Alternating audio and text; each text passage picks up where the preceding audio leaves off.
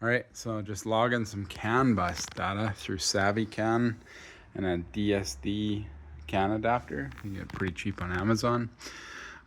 Creating a new connection. This should actually immediately start giving me some CAN messages. And I want to capture a little bit of data, so I'm going to just rev it up and let it regen back to. So there's a little bit of.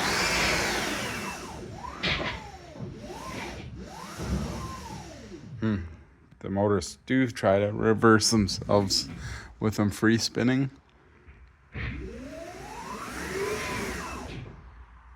Anyways, that should be enough data. So then, and then we'll save that. Yeah, that's kind of weird. So in the VESC software, went in and set up. I clicked a whole bunch of status symbols here. I'm just trying to remember what all these are, if we can select them or whatever, but I'll do a little bit of digging. But I've enabled all 6 statuses, and it's running current control from front controller to the rear controller. The front controller currently has the throttle position on it. So currently I have just one throttle input. So yeah, I'm definitely not driving like that much. Basically just a couple test drives, and now it's going to basically be a double throttle signal. Currently I have a WX SDI throttle pedal installed, and it has dual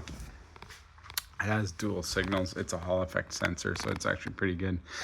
Yeah, and then as for this thing slowing itself down and trying to spin backwards, I'm not sure why it does that. It seems like I can catch that with a throttle.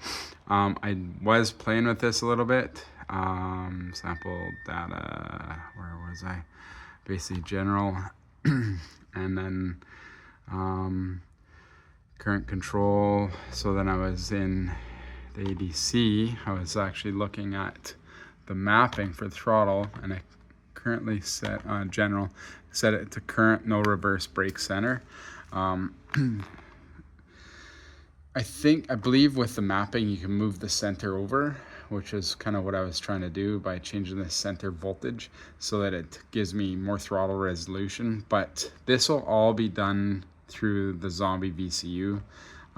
Basically, it's going to take the throttle inputs, both of them, to the Zombie ECU.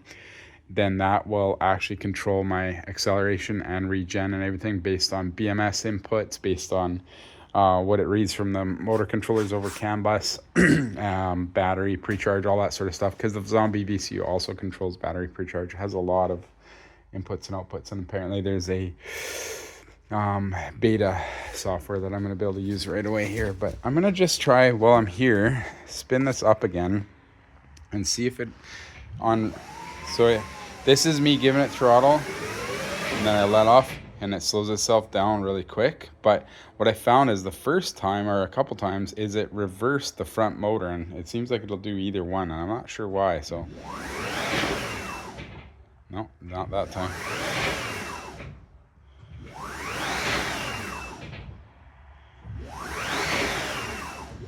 There it goes. So now I'm applying the throttle to stop it from spinning reverse, and then it stopped. But that might just be some sort of error with it, the fact the wheels are in the air. But it's something to pay attention to, because that could be scary. Now it doesn't spin up in reverse at full torque, which is nice, but for whatever reason, nope, didn't do it that time. Anyways, it doesn't do it all the time, but it could be, there's a lot of things that can cause weird things like that. I have experience with a few other motor controllers like Sevcons and stuff, and if your motor timing is off by even a little bit, I actually on Sevcons asked be out by quite a bit, and they'll spin up and reverse and uncontrollably rev up. Luckily, I figured out I can save it with the throttle, because right now I'm running everything on a 12-volt power, or like a lab supply, a 10 amp limited lab supply. So I have another little feature. I have what I believe is going to be a pretty good little lithium iron phosphate 12-volt battery. This does a peak, I think, of 70 or 80 amps output and like 30 or 40 continuous. So that will be enough to enable contactors, get everything running, run the car a little bit without the DC to DC. And as soon as the DC to DC is turned on, that'll keep this charged and run all the systems on the car. So we'll be all right. And then the other thing I typically do, I got a lot of work on this car, but I change all the lights and everything to LEDs and everything I can to reduce the load on a 12-volt system. But I'll probably make sure I have at least 80 amps of DC to DC converter power available. Anyways, I'll send this log off, and I thought I'd give a quick little update. This is fun stuff. This is where I start to have fun. It's only a couple weeks ago that I figured out how to sniff can with that little can sniffer I have sitting there.